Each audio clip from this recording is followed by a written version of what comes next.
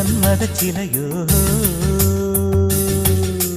மன்னவன் விரல்கள் பல்லவன் மொழியோ இமைகள் உதடுகள் ஆகுமோ